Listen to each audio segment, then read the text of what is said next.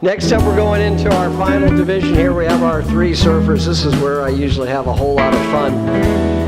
And we open up with Tim Briers.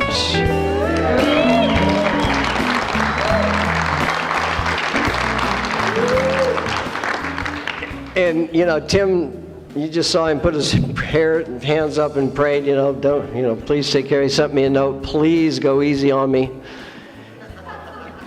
Tim was one of those guys that knew to avoid me at a surf event.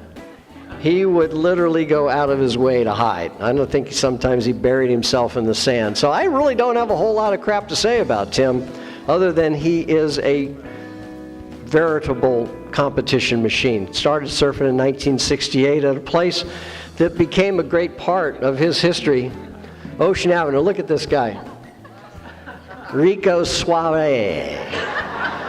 I mean, he was a lady killer. Look at that guy. That mustache, to this day, perfectly trimmed. Looking absolutely like a lady killer that he is, Tim Briers. Started surfing at Ocean Avenue, which became synonymous with his team in the future, right there at the casino. There is no casino there now, but he started that. Entered his first contest in a boys division in 1970. Finished first in the ESA district point standings in every division. Boys, junior men, masters, senior men, grandmasters, all of that as an amateur. Just walked right on through the whole competition thing. On his first trip to Hawaii, finished 5th place in the longboard division at the U.S. Championships at Ala Moana. Now that's quite an accomplishment. Ala Moana.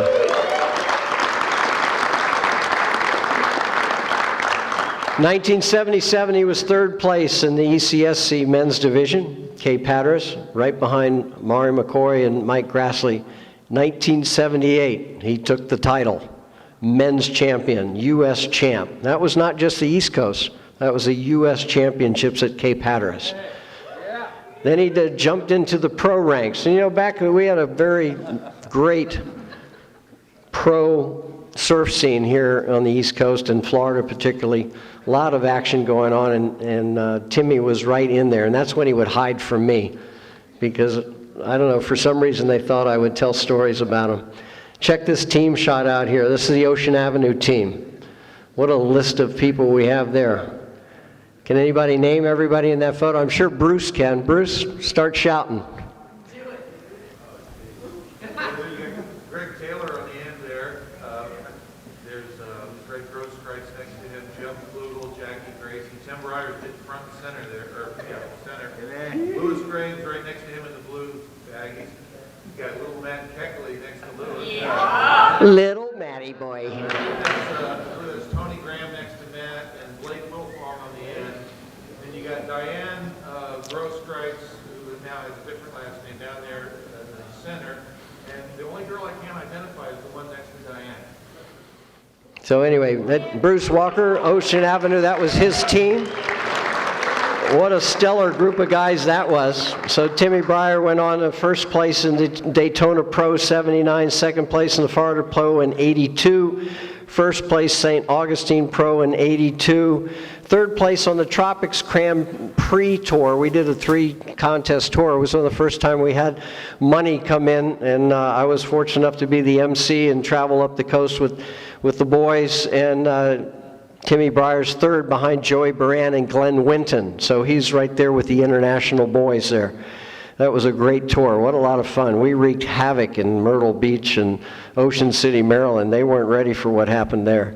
2nd place in the Florida Pro at Sebastian Inlet 1986. There was a bit of a gap there, and he moved up into the older division. 2nd place ECSC Senior Men's, Cape Hatteras 1994. Still competing. He's a contest machine.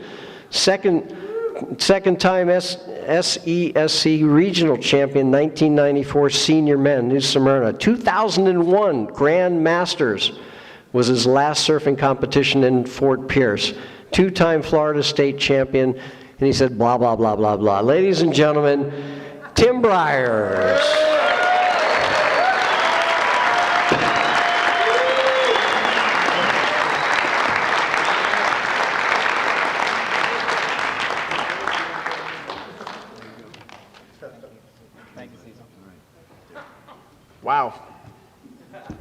Where to begin? Thank you all. I just want to thank all my friends and family, Melinda, all my good people out there that's just come to support me. I really do appreciate it. It's been a while. I'm very honored to be here. Very honored to be here. First of all, I'd like to thank Dicketry, Shag's Surf Shop.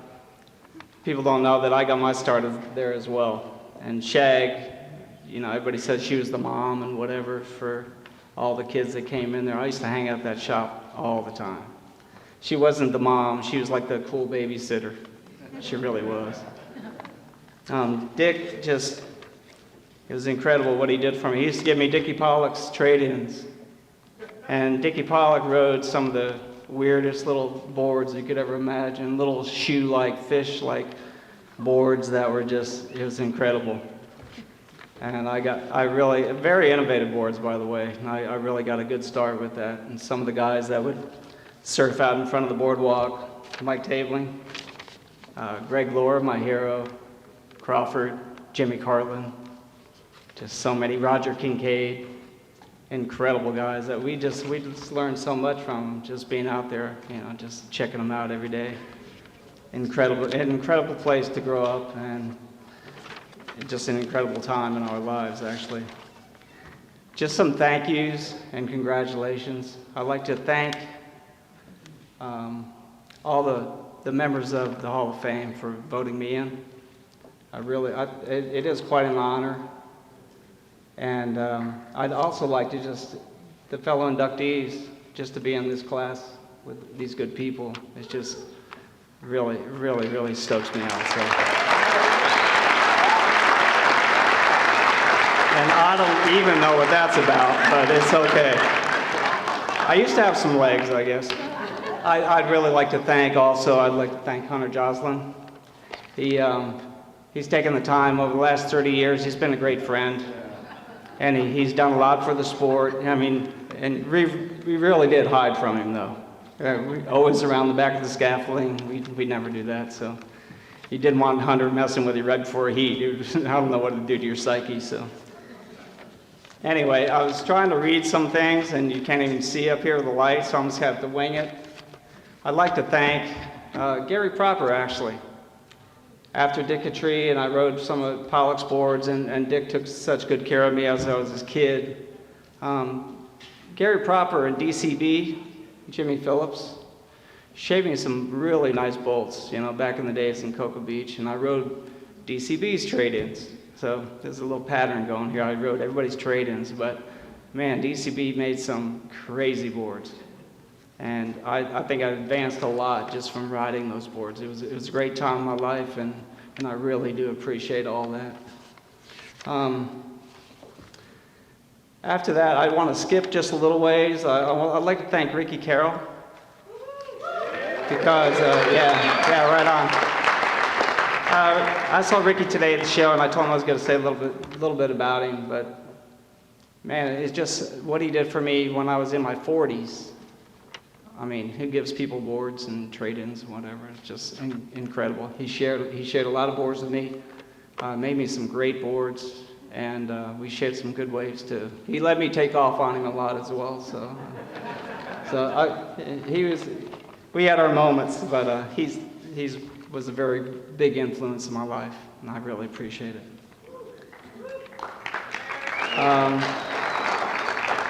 I'd like to thank. Special thanks to Matt Keckley as well. As opposed to just being a great teammate, the Ocean Avenue team and whatever, he shapes my boards, and I still ride his boards to this day. Kind of keeps me a little bit young, as I can be anyway at the moment. And I consider him a very good friend. Another big thank you is to Bill Yerkes. And the Sun Deck, all of his support and everything he did for the team and me personally back in the day, it couldn't have been done. So I hate to get emotional about it, but you know, he was such a big person in our lives, and nobody could have done it without him. You know, just financially and just for the support. Thank you, Bill. I appreciate it.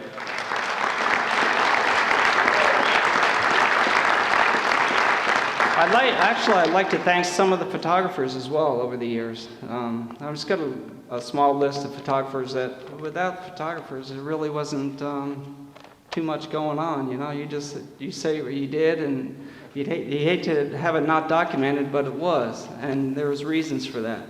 There's special guys like Alan Margolis back in the day.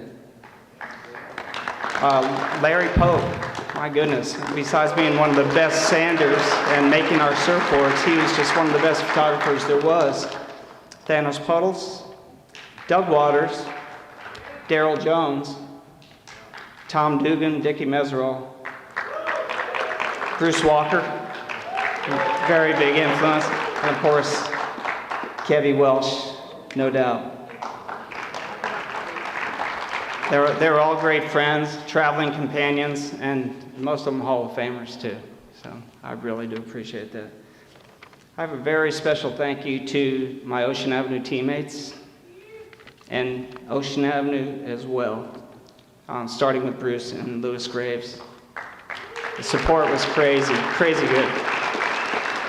People don't know that Bruce Walker and Lewis Graves started a lot of the contractual agreements that were carried out to this day. We had editorial contract, we had all kinds of different deals going on, and it was all supplemented by what you did and what photos you had and whatever, and we were kind of like the first photo sluts, you know?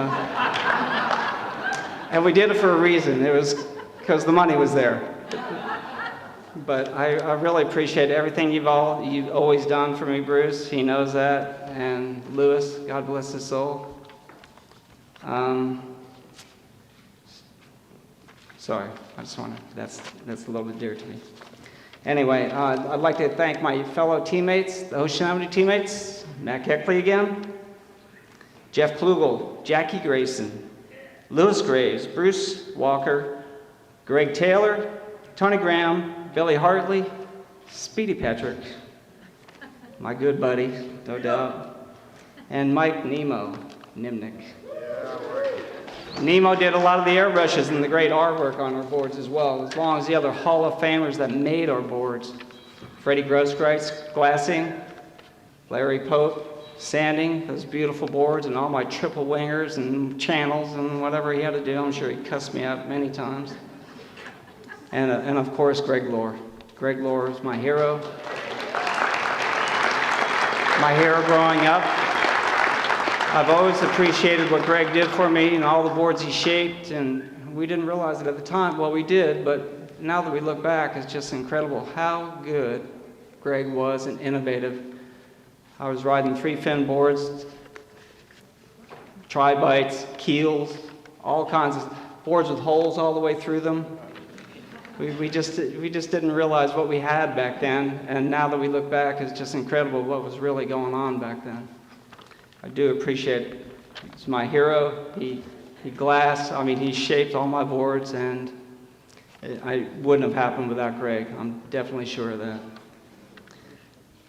One of the last people I'd like to thank is our ESA directors back in the day was Freddie Grosskreitz and Diane. And they ran a district.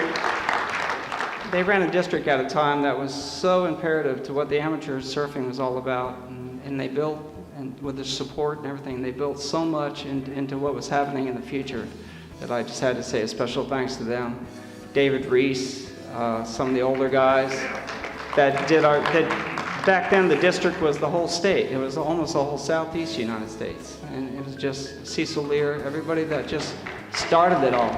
If it wasn't for them, amateur surfing couldn't have built the champions they built to go on to be professionals. A special place in my heart for them. Just to finish up, I'd like to say that nobody in this room ever thought that they'd be here doing this and doing what we were doing just to make this a goal. This was never the goal. We just always wanted to be here because we loved surfing. And that's all it was or is about. Okay, thank you.